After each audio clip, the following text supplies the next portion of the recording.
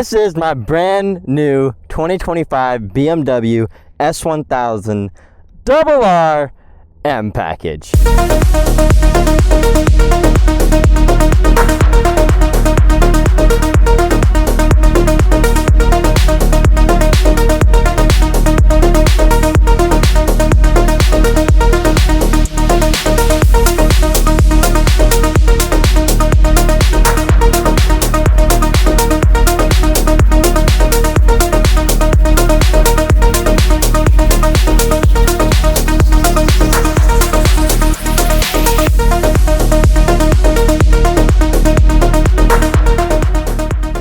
Some of you guys, if you remember from a couple of videos back, might be questioning me why it's not a triple R. And believe me, I tried to get a triple R. And I failed. I failed miserably, but I don't think I regret it. I really don't. So this thing, brand new. I got it with 9 miles. Apparently the dealership has to put some miles on the bike. Whatever, don't care. I've already put on 400 miles. We're getting through it, I guess. If you're familiar with newer BMWs, well, I guess since 2019 actually, there's a break-in period for these things where you do not get to experience the whole bike pretty much at all.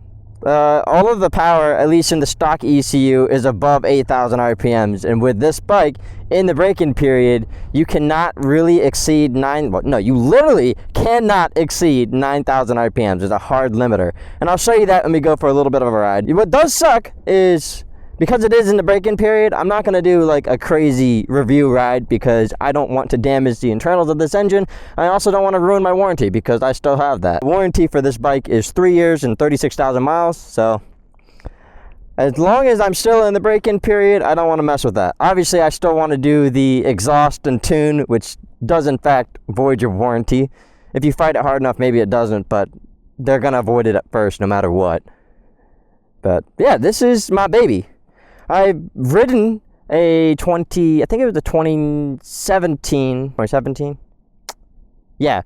I've ridden a 2017 S1000, which is the asymmetrical headlights, the big one and the small little circle. It still has a lot of technology. And honestly, to me, it feels really similar to how this rides. I don't know if it has the exact same wheelbase or whatnot, but it felt nearly the same, at least in turns. But this thing is way taller than any bike I've ever ridden because it has the M seat, which is like super thick, and I guess it's a little bit wider. So a wider seat spreads your legs out, which means you don't have as much length to reach the ground. It doesn't really make sense, but that's how I'm going to explain it. And because it's taller, obviously you're sitting up higher. So I cannot flat foot this bike at all. It's like, well, I mean, I can if I'm sitting like I'm on a dirt bike where one leg is up and the other leg's down. That's about it. This particular M package is almost fully loaded. It doesn't have, oh, it's raining.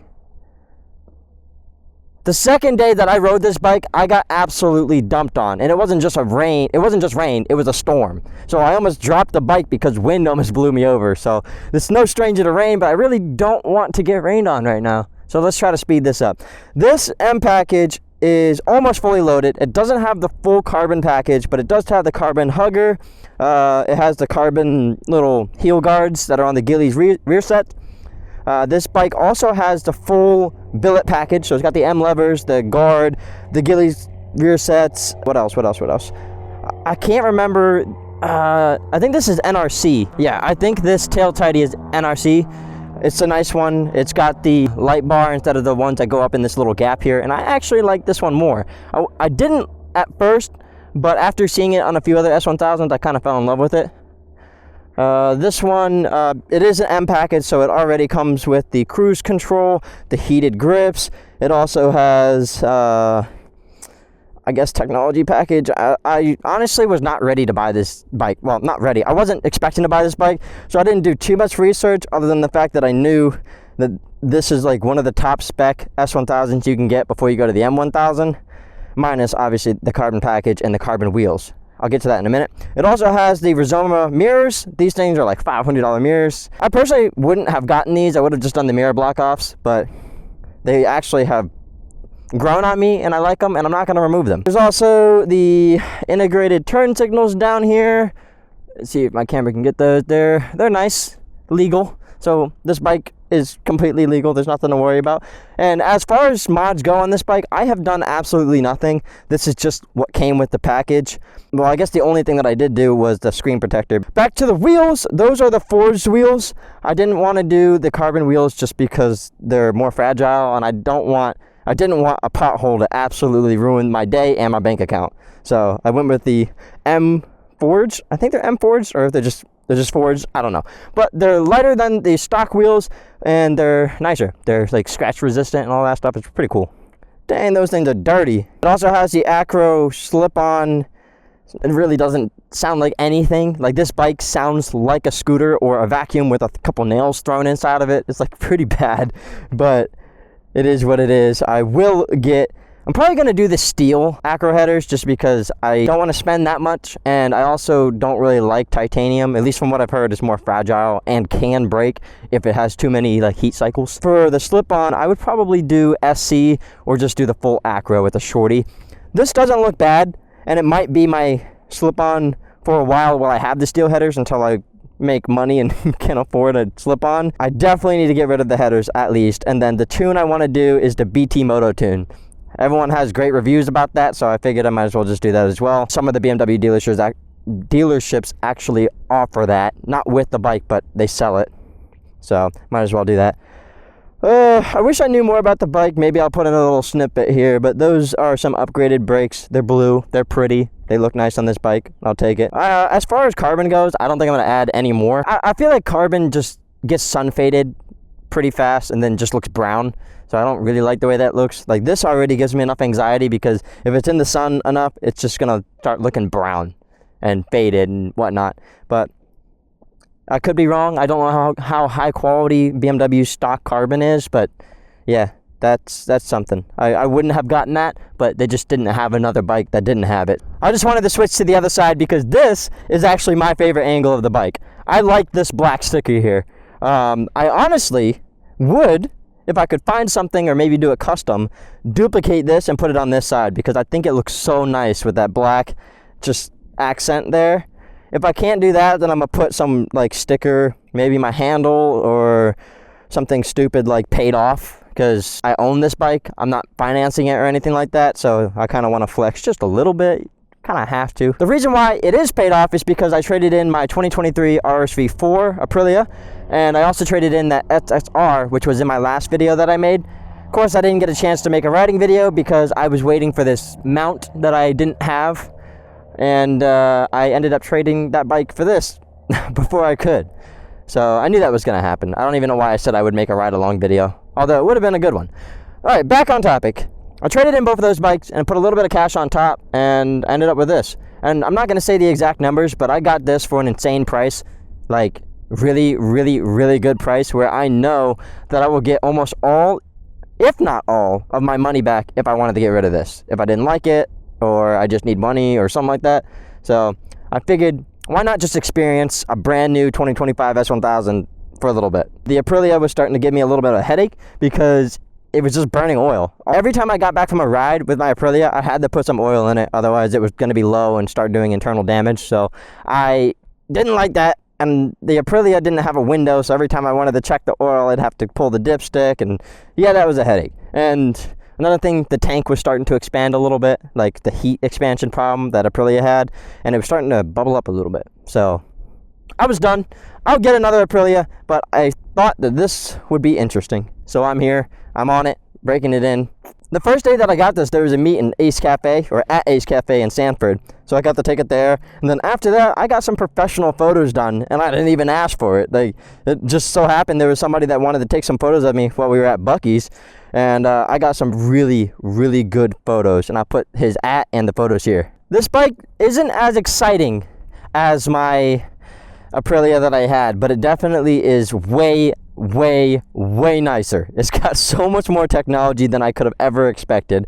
I'm not going to go through all the technology in this video because I want to keep this relatively short, but I am going to do another video, probably titled something along the lines of what BMW owners don't tell you, and it's because there's way more technology in this dash than I initially thought. And I guess the other thing is this bike is insanely smooth. There literally is no other bike that is smoother than this. My Aprilia, although at speeds it was not smooth anywhere else. Not as smooth as this bike. We'll switch over to the head camera and let you guys see the bike. I'll walk around it. The only problem is the camera's in super wide angle, so it's gonna look a little weird, but yeah, it's such a sexy bike. Yeah, so this is my first ever BMW. Like I said, I've ridden one, but I've never owned one. So I'm excited to experience all the hardships that everyone talks about. No, that's a little bit of a joke, but I hope I do not. I definitely am worried about the warranty stuff. Given if anything actually major happens to the bike, I really hope that BMW doesn't void my warranty through, you know, something stupid. Because apparently they track how you ride, or at least can see how you've ridden the motorcycle and how many RPMs it's been up to and all that stuff.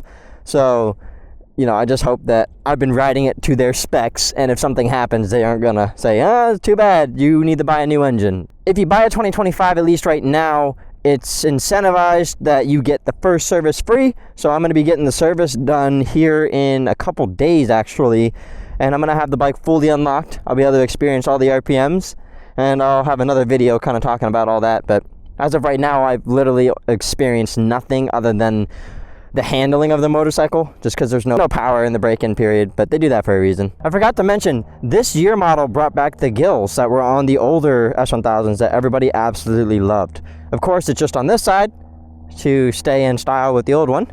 It's just a opening over here, and then there's the gills on this side. So they're keeping some of the asymmetrical aspects of the older ones, especially with the sticker only being on one side, that black sticker there. And they also did red in here, blue and over here. I don't really know why, but I like it. All right, well, let's give this thing a little test ride. Not gonna be anything crazy because I literally can't do anything crazy. This bike is limited. I'll show you what I mean in a second. So let's give this thing a little start up. You guys won't be able to hear anything because there is nothing to hear. It has no exhaust. It's probably one of the most restricted sounding bikes out there. It's crazy, especially for being a liter bike. You ready? I put it in neutral.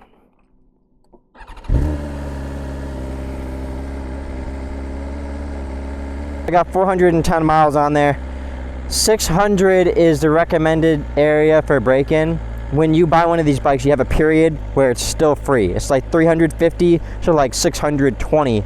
If you exceed that, you no longer get your break-in free. You have to pay for it.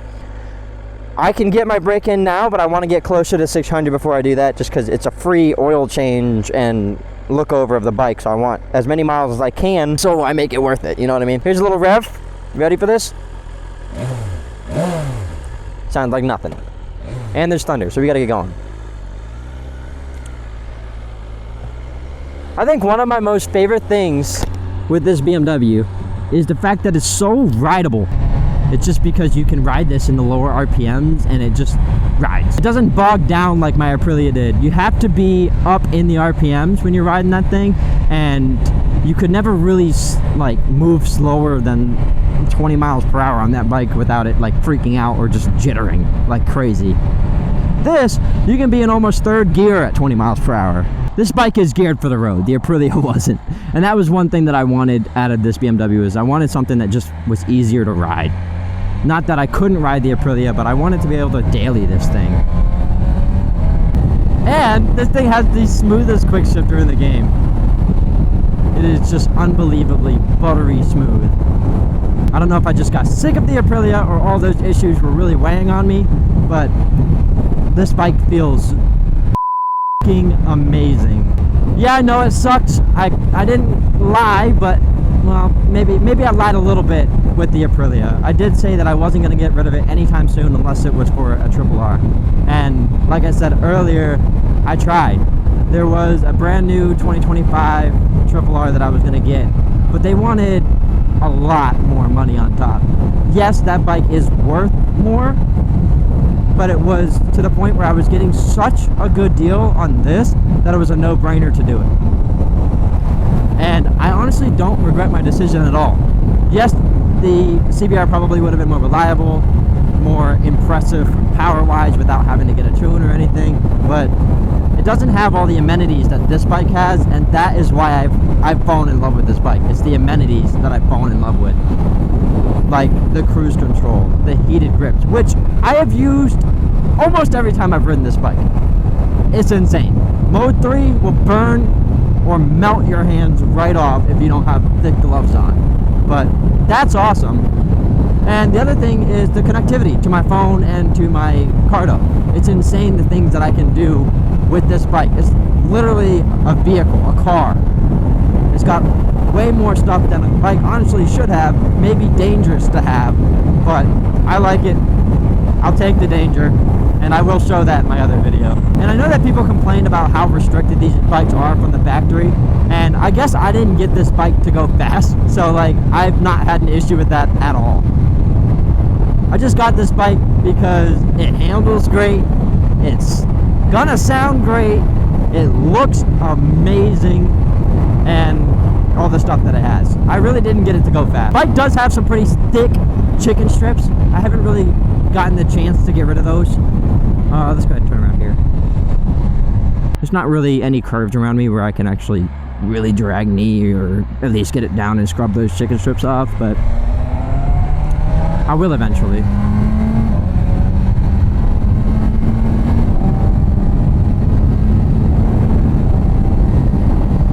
This bike has apparently one of the shortest throw stock throttles there are, and it's like nothing. It's literally, this is full throttle, which is crazy. For almost pointless. They do not show anything. I can't see anything behind me unless I'm like moving and looking all around, and that kind of defeats the purpose of having mirrors. So I just keep them in their wing format. So I'm not going that fast, and this bike is just smooth. Like, it's not lugging itself. It's not, you know, I don't have to hold the clutch in the whole time. It's just easy to ride. I don't know how else to explain it. And I'm not even high in the RPMs. Ready? Shift. Second gear. Ready? Shift. Third gear. I love that about this bike. I love that you don't have to be going fast to use the quick shifter, and I love that you can just be in high gears going slow. Not really good for the bike, but it's just nice.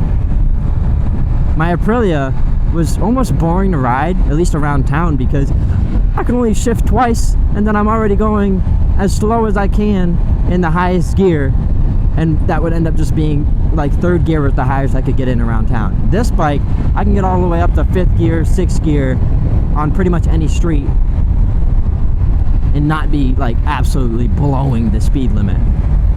So it's more fun to ride. I was, for a while, I was thinking about getting a 600 just because I wanted to be able to shift and have fun going up and down through the gears. And I didn't realize that this bike was gonna be that. I'm not one of those guys who got an S1000 as their first bike because it's easy to ride. It is easy to ride though. I see why this is a first bike for a lot of guys who want that clout. And of course, I now fit into the basic influencer. I got an S1K. Somebody commented on one of my posts and said I need to be called like Ruse S1K or something like that, because the joke is that everyone who has an S1K has it in their name. I won't be doing that. I love my name. Rusewheels, diverse. I can have whatever bike I want and the name still works. Another thing I like about this bike is it doesn't have an overheating problem. The Aprilia didn't necessarily overheat, but it could get really hot, like 240 degrees hot. And I wasn't really worried about the temperature it was putting at towards me. I was more worried about the internal damage of the motorcycle. Like this, the highest I've seen it is 220, and that was on a hot day sitting in traffic, and it brought itself back down. The Aprilia, if it's seeing 240, it just keeps going. And that's not good. That's really not good. My favorite thing about this bike is simply that it's easy to ride slow. The other thing is, like, I was looking at the Ducatis, the new Ducatis, because honestly, if I got the V4, not the V4S, it would have been cheaper than this bike. And, I mean, it's a Ducati. A lot of people are like, oh my god, Ducati's the best bike in the game. Well, I didn't do it because it's not really a dailyable bike. You can do it, but it's the same thing as the Aprilia, where if you're riding slow, it kind of runs a little rougher. It feels like you're lugging the bike. This is an inline four, it's smooth, but it's just geared perfect. This bike is geared perfectly for the street. The sixth gear is actually usable, it's not useless.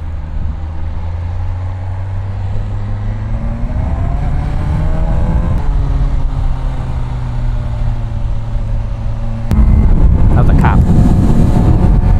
Too, maybe be careful about how fast I'm going.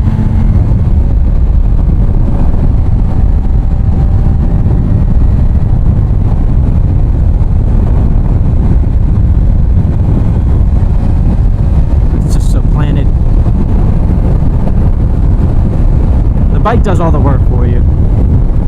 What people say about this being an easy bike to ride or not a bad one for beginners who can handle a little bit of speed is so true. There's nothing difficult about this bike. Maybe the only thing being the height if you have the M seat. That is a bit much. I guess I should comment on this just because everybody else does. Is it comfortable? Yes, it is super comfortable.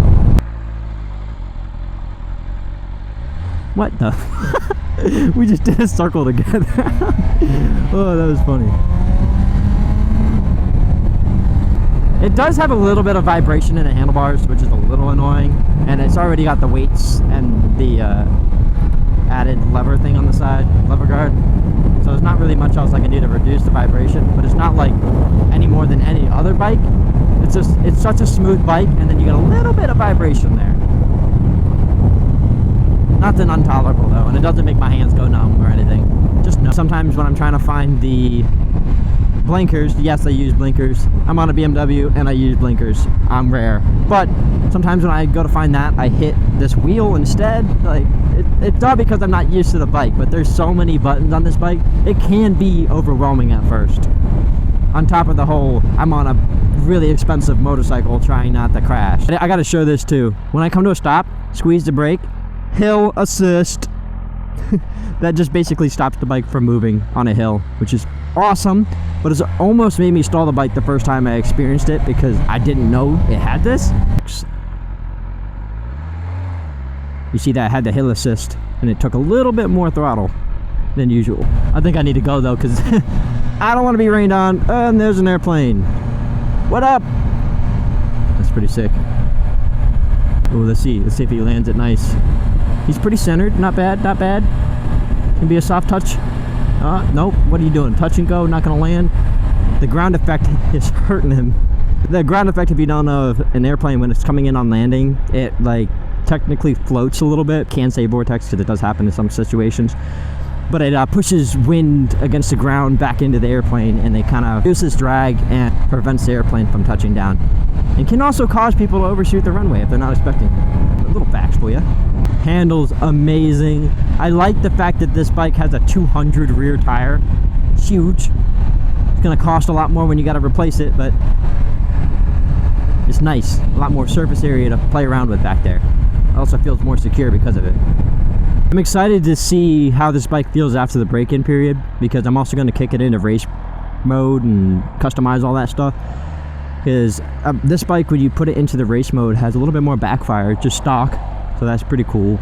And it also just unlocks a little bit more power, a little bit better fuel to air ratio and all that stuff. So I can't wait to feel that. Oh, by the way, it's in the hill stop right now. You see that little green? It's in hill stop. If I let out the clutch, no brake. I'm not on the rear brake. I'm not on the front brake. It's staying still, and I am on a hill, staying still. I am absolutely loving this bike as is. So once I get more power, obviously I'm gonna love the bike even more. That's a given.